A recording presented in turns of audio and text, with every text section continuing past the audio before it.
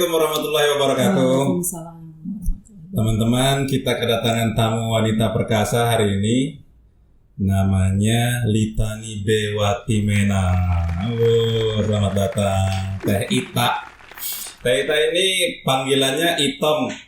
Itu kenapa sih dipanggil Itong sama teman-temannya? Gue penasaran karena mereka nggak mau ngasih tahu, tanya aja sendiri katanya. Ya, Itong itu kan sebenarnya dari Ita. Oh, Itong dari Ita. Litani dipanggilnya Ita. Terus biasa lah ya, zaman dulu tuh kan ada panggilan-panggilan aneh-aneh gitu ya. Oh, gitu. Itong. Itong tuh sebenarnya dari film Unyil dulu. Ada yang namanya Itong.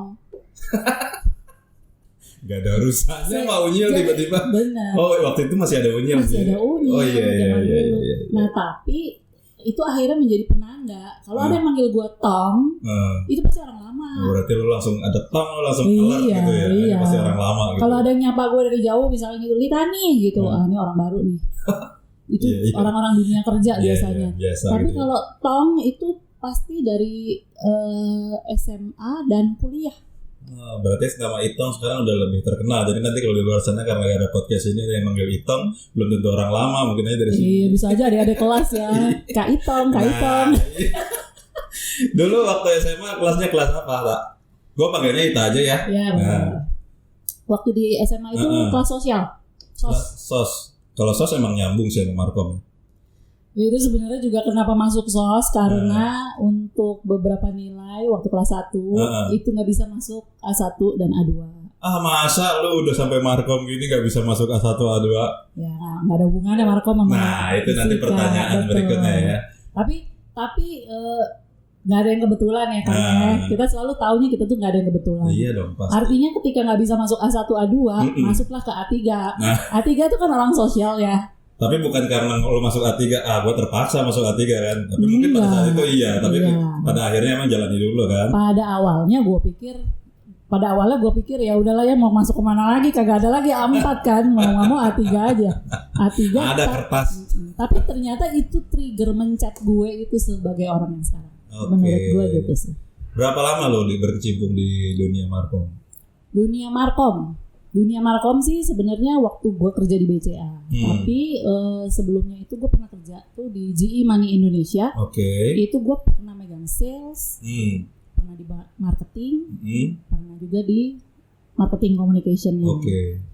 Jadi waktu di GE Money Indonesia, jadi gue mengerucut aja langsung ke communication ya. Supaya nggak panjang. Jadi waktu di GE Money Indonesia gue pegang sales communication and project. Jadi sales tuh mau diapain? Sales tuh mau dibikinin event apa? Mau dibikinin acara apa? Mau dibikinin newsletter atau apapun itu dari tempat gue yang ngerjain. Nah, setelah lulus dari GE Money Indonesia, gue masuk ke BCA. Ke BCA. Iya, BCA. Oh, dari GE dulu baru ke BCA. Dari GE ke BCA. Nah, di BCA itu gue memang spesifik Markom. Spesifik Markom, dan di Markomnya itu yang lu lama di situ ya? Lama. Jadi di GE itu 2 tahun. 5 tahun. 5 tahun. Di BCA 7,5 tahun itu udah pegang communication terus tuh udah. Wah. Teman-teman, gue udah coba ya nyari nama Litani Bewatimena itu. Kalau di Google banyak banget emang kerjaannya urusan Markom dia. Iya. Jadi kalau teman-teman mau belajar soal marketing communication bisa hubungin Teh Ita atau Itong. Teh Itong boleh juga dipanggil. Teh Itong. Ya. Nanti kita kasih Instagram beliau, ada di atas itu nanti kita kasih. Jadi teman-teman bisa kontak. Serbu aja IG-nya, boleh ya Teh? Iya, boleh. Nah dulu tuh gue denger nih ya, lu tuh di SMA-nya tuh bukan termasuk baik-baik. Agak Badung tapi nakalnya dia unik teman-teman. Baju teman-temannya di stapler, tahu kan stapler yang buat nyatuin kertas? Itu bukan gua, itu Yuni, lu tuh. Tapi itu dia lakukan sama teman-temannya itu. Ngapain sih lo? Nggak tahu ya, jadi ya itulah ya. Waktu itu gue kan sebenarnya anak baru. Gue masuk kan kelas 2. Oh, anak baru. Gue nggak jadi gue nggak dari kelas 1. Waktu dulu gue pindahan dari SMA 1 Ambon, gue pindah ke Ambon. Ya, gue pernah tinggal di Ambon 4 tahun cuy. Beneran? Jangan-jangan di kelas lu Ambon satu-satunya ya? Ya enggak lah, yang enggak. Kok orang Ambon semua cuy di dalam kelas gue. Nah, itu gue masuk kelas 2. Nah begitu gue masuk kelas 2 itu gue sekelas sama Eko. Kang Eko. Ketua umum? Ya, Kang Eko-nya kita. Kan, coba ditulis di komen kalau memang beliau ini teman sekelasnya kan. Kalau enggak bilang tidak, kalau iya bilang iya. Udah gitu, dulu wali kelasnya itu Pak Ruhiana. Oke. Guru bahasa Jerman. Oke. Terus yang bikin orang-orang itu sebel kali sama gue ya gitu ya. Ini anak baru, gue makan jeruk di dalam kelas. Itu baunya, jeruk kalau dibuka kulitnya kan. Aromanya tuh, wah siapa nih gila anak banget. Terus si Eko tuh enak banget. Tapi gue juga dengar Taita ini teman-teman, dia itu sangat dermawan sama teman-temannya. Katanya suka ngasih harapannya sama temennya dimakan. Tapi tukang nyontek juga. Oh iya dong. Iya nggak sih? Iya. Emang nyonteknya sama siapa dulu? Bukan nyonteknya sama buku. Oh gitu. Nyontek sama buku. Aduh, rugi amat ketahuan. Nyontek sama temen lah. Iya, ketangkepnya pas lagi buka bukunya. Aduh udah deh, di situ nggak usah dibahas Bang. Ya ini untuk inspirasi. Hubungannya adalah walaupun seseorang itu tidak pintar secara akademis, tapi di hasil akhirnya dia tuh bisa berhasil. Berarti nggak ada hubungannya antara kepandaian akademis sama kesuksesannya di akhir karir profesionalnya gitu loh ya. Betul. Nah, tapi saya tahu juga nih Taita nih bagian mengurusin hubungan komunikasinya IKAS Mansa. Yes. Ya memang sudah cocok ya, sudah sangat cocok kalau dilihat dari latar belakang kerjanya. Saya pengen tahu apa sih yang dilakukan di IKAS Mansa. Gini loh, IKAS Mansa itu kan sebetulnya organisasi non-profit. Nggak perlu juga dibikin terkenal. Tapi lu markom di sini. Apa sih yang lo lakukan di situ? Sebenarnya kalau untuk IKAS Mansa nggak sepenuhnya markom. Oke. Gue itu sebenarnya latar belakangnya juga orang brand. Oke. Ya, sehingga kita itu dari tim komunikasi ingin membangun brandnya IKAS Mansa sebenarnya, bukan cuma marketing communication. Karena kalau markom aja kan kita lagi ngapain, kita jualan apa, itu kita buatin campaign. Tapi untuk membangun brand image-nya si IKAS Mansa ini itu kan harus dari dalam, orang nggak tahu tuh gitu ya. Maksudnya tuh itu yang nggak kelihatan. Markom itu kan sebenarnya output. Taruh. Lu udah ngomong medsos kayaknya jadi lu artinya udah sangat familiar dengan medsos ya. Ya kalau misalkan di hari zaman begini kan ya maksud gua kan itu kan sebenarnya kan generasi sebelum kita ya kayak gitu sesudah kita ya kayak gitu ya. Tapi gua lihat karena lu itu emang tuntutan pekerjaan ya. Yang lu kerja itu fokus sama urusan medsos apa gimana untuk membangun brand? Di mana? Dalam pekerjaan lo atau untuk urusan IKAS Mansa? Kalau di dalam pekerjaan itu lebih ke brandnya. Ke brandnya. Karena ada tim yang khusus untuk bagian nanti, jadi dari brand itu akan diturunin kan. Di eventnya mau ngapain, di digitalnya mau ngapain, dan itu kan semua ada timnya. Nah itu makanya sekarang pun sebenarnya Instagram, website, Facebook itu kan sebenarnya output. Output dari apa sih sebenarnya yang mau ditampilin sama IKAS Mansa. Nah, IKAS Mansa ini kan range usianya kan gede sekali ya. Jauh banget dari angkatan 50 sampai sekarang 2019. Angkatan 50-an sampai angkatan 2019. Artinya kita tuh kan mesti gerak terus. Nggak bisa pakai gayanya angkatan 50, angkatan 60, angkatan 70. Jadi mau nggak mau justru yang angkatan lama ini yang harus mengejas terhadap apa yang terjadi sekarang supaya kita tetap relevan sama pasar ya. Pasar kita tuh kan adalah alumni. Alumninya tuh mau alumni alumni dari tahun berapapun itu tuh kita mesti relevan. Nah, satu-satunya bikin kita relevan itu adalah sosial media. Makanya di divisi komunikasi itu ada hubungan internal. Kita ngurusin hubungan internal, kemudian ada media dan masyarakat, ada website konten. Ada majalah alumni, emang punya majalah alumni ya? Dulu tuh kan sebenarnya udah ada ya majalahnya ya. Jadi diinisiasi oleh Kang Maman ya.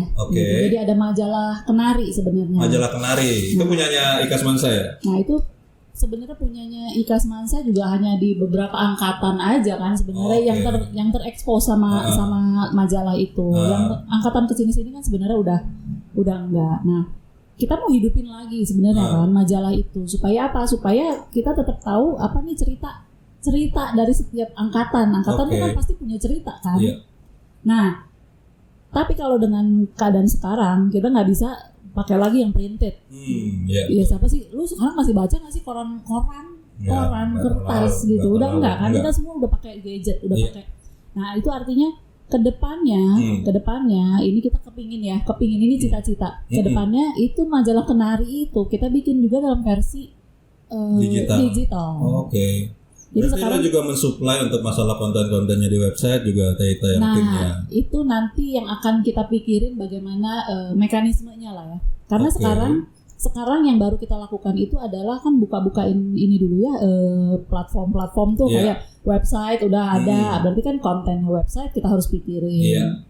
Terus untuk Instagram kita mesti pikirin.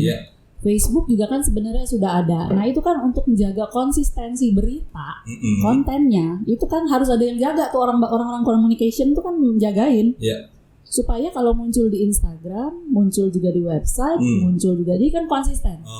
Tapi ada bedanya kan. Ada beberapa berita yang hanya bisa muncul di Instagram aja. Kayak apa? Ya berita yang kayak lebih light, lebih ringan gitu. Karena keterbatasan karakter medianya. Ya, orang biasanya akan mencari website itu adalah mencari sisi legalitas sebuah organisasi atau perusahaan. Semacam corporate ID. Betul, makanya kenapa IKAS Masa harus punya website.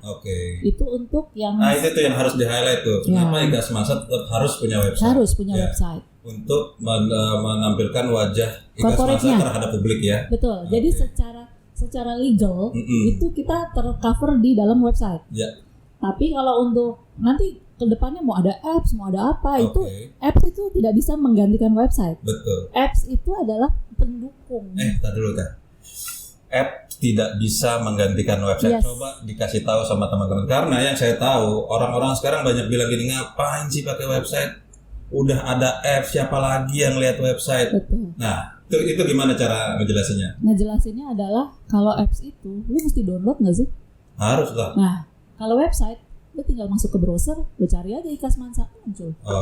Itu salah satu ya. Ya itu yang membuat kan, ya gue juga kalau misalkan mau menginstall sebuah aplikasi, gue akan mikir dulu ini aplikasi apaan. Tapi memang saya lihat juga websitenya IKAS Masa sudah bisa di-adjust ke smartphone sih, jadi tampilannya juga langsung berubah. Iya, betul. Jadi udah cukup bagus lah. Jadi udah mobile responsif. Betul. Jadi artinya dibuka di mobile pun dia udah nggak yang acak-acakan, bukan yang kayak kalau kita buka terus tulisannya kecil banget kita harus zoom gitu. Enggak, ini udah mobile responsif artinya udah pas sesuai melayar. Ya, kalau Taita tuh sulit nggak sih ngurusin bagian komunitas? Ada suka dukanya nggak sih ngurusin bagian komunitas? Karena kan yang saya lihat gini, banyaknya kegiatan alumni dari angkatan yang paling lama sampai yang paling baru. Bagaimana caranya Taita bisa mengcover itu semua? Nah, sebenarnya kan zamannya sosial media ini, semua orang tuh sebenarnya adalah markom. Oh gitu, Iya kan? Maksudnya tuh semua orang bisa posting, semua orang bisa ngomong, semua orang bisa tayang gitu kan? Nah itu sebenarnya nggak apa-apa karena gini, kalau kita mau bilang, lu jangan tayangin ya, nanti yang tayangin kita aja nih secara resmi gitu ya, resmi. Nggak bisa juga karena gini, kita butuh followernya mereka loh. Lu punya follower berapa? Gue butuh follower lu buat baca postingan itu. Iya, betul. Kalau gue cuma mengharapkan yang ada di postingan IKAS Mansa, Instagramnya IKAS Mansa, maka yang baca ya followernya IKAS Mansa doang, bener kan? Betul. Tapi kalau lu postingin juga di sosial media lo, artinya kan follower lu bisa kan ada 1,000 orang yang bisa baca. Betul. Berarti sekarang memang nggak bisa kerja sendiri. Nggak bisa kerja sendiri. Justru harus bisa saling terkait. Makanya jadi setiap kali kita ada berita apa, secara resmi muncul di website, di Instagram, di Facebook, tapi kita juga suka ngomong kan sama teman-teman, tolong dong di-share ke angkatannya, supaya angkatannya juga men-sharekan di sosial medianya mereka masing-masing, betul. Supaya secara organik dia makin banyak. Kita nggak perlu iklan. Bukan by design tapi organik ya. Keren banget tuh. Terus kalau targetnya bidang komunikasi untuk organisasi IKAS Masa dan Alma Mater, gampang-gampang aja. Kira-kira apa tuh? Gampang. Targetnya kira-kira apa sih? Targetnya bidang komunikasi terhadap IKAS Masa. Maunya jadi kayak apa? Terus terhadap alma mater kira-kira bisa bantu apa? Targetnya dari bidang komunikasi sih sebenarnya lebih kepada kita mau brand awareness. Brand awareness-nya itu jadi luas. Makin banyak orang tahu, makin banyak orang masuk ke dalam platform-platformnya kita. Makanya kenapa konten nggak boleh sembarangan, Kang? Iya betul. Karena di dalam situ akan menunjukkan kredibilitasnya si Ika Asmansa, benar kan? Jadi artinya memang harus ada orang yang kayak kita yang jagain. Ini kira-kira mau postingan apa sih yang bisa masuk? Semua boleh, tapi kita harus ada yang harus ada kuratornya. Kuratornya ya. Apa yang boleh masuk, apa yang nggak boleh masuk. Nggak boleh juga bukan karena nggak boleh, tapi lebih kepada itu kan banyak banget. Nggak bisa semuanya kita akomodir gitu kan. Artinya mana yang memang cocok untuk ditampilkan atau tidak gitu ya. Atau kita pilihin lah medianya. Kalau nggak bisa masuk di website, ya udah kita boleh nggak masukinnya di Facebook ya atau di Instagram ya. Kita bisa tawar-tawaran hal-hal kayak gitulah. Jadi itu juga masih harus kita adjust lah. Ada berapa banyak sih timnya di komunikasi Teh? Tim komunikasi itu aku ada Teh Rizka, dari berbagai angkatan ya? Teh Eksi, atau? Iya. Berbagai angkatan. Ada Kang Dandi, ada Teh Arini. Banyak Teh juga. Eksi ya, sama Kang Goti. Cukup ya itu untuk cover itu. Mungkin kayaknya kalau dilihat dari luasnya range angkatannya kayaknya, dan mereka masing-masing juga punya media-media yang mereka naikin ke media sosial kan. Ya oke lah kalau misalnya tadi cara pandangnya begitu, berarti nggak ada apa-apa mereka mau posting, nggak harus, tapi yang jelas mereka masih afiliasi juga sama kita. Ya gitu ya. Sama untuk di Facebook mungkin mereka kan memang ada grup yang memang bisa share. Ya udah siapa yang jadi admin dia bisa share gitu kan. Tapi untuk beberapa tempat seperti website itu kan cuma dari tempatnya kami komunikasi dan tempatnya Kang Herman. Ya jadi kan itu memang harus dijaga, nggak boleh semua orang bisa masuk website gitu kan. Nah untuk Instagram juga sampai sekarang ini memang dari kami yang pegang, tapi beritanya juga masih kita masih cari kontributor. Sebenarnya gini, gue tuh kepingin kontributornya itu alumni, karena alumni kita tuh banyak banget orang-orang hebat kan. Nah iya pasti Artinya alumni itu kan bisa kasih inspirasi ya. Kayak kemarin ada beberapa postingan itu memang ambil dari alumni artikelnya. Misalkan dari Kang Ago ya, Lahargo, Dokter Lahargo. Itu kan dia punya artikel tips. Nanti kapan-kapan kita undang Pak Dokter ya, Pak Dokter ya. Boleh Pak Dokter boleh isi komen, atau teman-teman yang kenal sama Pak Dokter Lahargo bisa komen, kita undang Pak Lahargo di sini. Artinya kan banyak orang yang sebenarnya bisa jadi konten kontributor. Iya pastilah. Saya juga yakin kalau misalnya gua mau undang mereka, nggak akan habis narasumber kita itu sampai masa kepengurusan juga periode berikutnya mungkin nggak bakalan habis. Jadi memang sangat banyak teman-teman yang punya prestasi atau apa yang harus bisa kita angkat sebenarnya itu. Jadi itu nggak usah khawatir, kita akan undang mereka. Semoga mereka berkenan ya. Dan itu adalah salah satu upaya untuk mengangkat brandnya Ika Asmansa sih sebenarnya. Ika Asmansa dan alma mater. Betul, supaya kita tuh bisa lihat bahwa alumninya Asmansa Bogor itu udah jadi apaan aja sih. Pasti. Sayang kalau itu tidak tertangkap. Tidak tertangkap karena kan sebenarnya untuk masuk dalam SMA Negeri 1 Bogor aja kayaknya sulit dan begitu lulusannya pun lulusan yang diperhitungkan. Tapi itu memang masalahnya, yang dulu memang sulit, tapi yang sekarang dengan adanya program zonasi jadinya sih lebih merata antara SMA negeri di Kota Bogor, jadi lebih merata tergantung domisilinya masing-masing. Tapi bagaimana caranya walaupun dengan sistem zonasi itu yang SMA negeri yang sudah merata, tapi yang alma mater kita tetap bisa angkat. Iya dong. Dengan apapun kondisinya ya. Karena gini ya, kita aja lu udah lulus berapa puluh tahun yang lalu ya? Ya, sekitar 25, 26, 27 ya. Kita udah lulus 27 tahun yang lalu. Kenapa kita mau sibuk ngurusin beginian kalau kita sendiri sebenarnya nggak bangga sama SMA 1-nya? Bener nggak lo? Setuju. Teman-teman ingat tuh, kita mau nanti 27 tahun dari sekarang kalau teman-teman baru lulus dari SMA, teman-teman akan duduk kayak kita di sini. Iya, jadi Jadi pengalaman hidup lu selama 27 tahun melanglang buana kuliah, kerja di mana, bisa lu balikin lagi ke sini adalah untuk apa? Bahwa lulusannya SMA 1 itu ya orang-orang ini loh gitu. Dan itu harus muncul. Kalau dari kita sih komunikasi kepinginnya adalah ngangkat alumni aja dulu. Alumninya juga banyak orang-orang hebat gitu ya. Jadi artinya sip. Mantap. Artinya itu. Boleh kasih itu dong. Kasih sepatah dua patah kata buat teman-teman yang masih duduk di bangku sekolah atau yang sudah lulus tapi mungkin masih berpikir mau jadi apa. Ya boleh di-share lah. Mungkin nanti teman-teman juga bisa hubungin Teh Ita kalau mau konsult masalah. Jadi Teh Ita ini yang saya dengar selain menjadi markom dan pekerjaannya bisnis adalah berhubungan dengan marketing communication, beliau juga seorang pengajar. Betul ya Teh? Betul. Jadi bisa konsult langsung lewat hubungi gratis ya Teh ya. Hubungi Instagramnya Teh Ita, silakan teman-teman bisa berhubungan dan kita minta Teh Ita memberikan sedikit wejangan atau saran bagaimana kepada teman-teman yang masih sekolah atau yang sudah lulus bisa pede untuk menatap masa depannya. Silakan Teh Ita. Buat adik-adik ya yang mungkin sekarang sudah lulus, belum bekerja atau yang masih belum lulus juga gitu ya. Jangan berpikir bahwa yang akan sukses itu adalah orang-orang IPA aja loh. Atau orang-orang IPS aja loh gitu ya. Nggak bisa gitu karena gini, yang harus kita pikirkan itu adalah temukan dulu kekuatannya kita apa. Ya. Jadi ketika kita tahu kekuatannya kita apa, kita tuh tahu mau milih sekolah apa setelahnya. Kalau gua dulu karena nggak tahu kekuatan gua apa, kekuatan gua kayak cuma bangil doang gitu ya gitu. Akhirnya gua ngaku juga gitu ya. Sehingga mama gue tuh yang milihin Perbanas aja, akuntansi. Tapi karena itu dipilihin sama orang tua, jadi nggak begitu maksimal juga kerja kuliahnya ngejalaninnya kan akhirnya lama banget kuliahnya selesainya. Tapi begitu kita udah tahu sebenarnya kita kekuatannya di mana dan mau apa, gue ambil sekolah lagi, gue kuliah lagi, gue ambil fakultas komunikasi. Jadi kerjanya memang udah di Markom.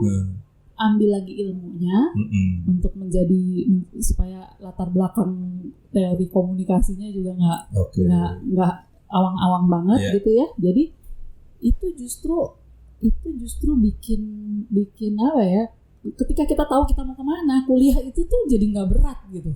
Dan mengerjakannya pun jadi nggak berat karena dia runut. Nah itu teman-teman. Jadi nggak harus IPA, nggak harus IPS, nggak harus bahasa, nggak harus apapun ya, siapapun. Atau nggak harus sekolah?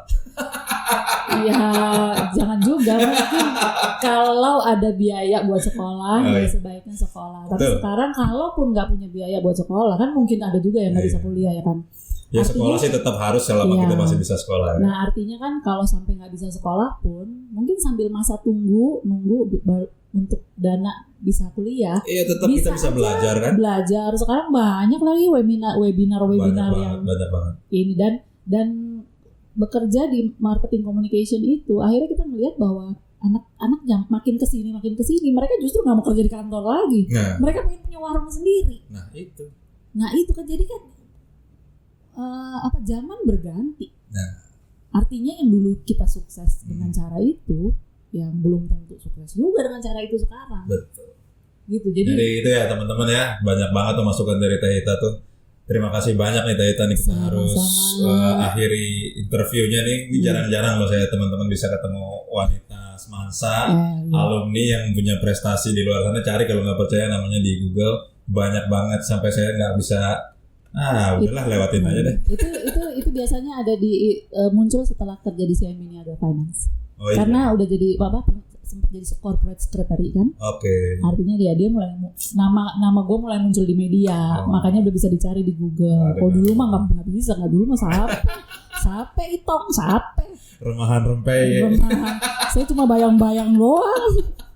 Oke Teh, terima kasih waktunya. Semoga sukses terus dalam usahanya, dalam bisnisnya juga banyak kontribusinya untuk Ika Semansa. Amin. Terima kasih teman-teman atas waktunya. Assalamualaikum warahmatullahi wabarakatuh.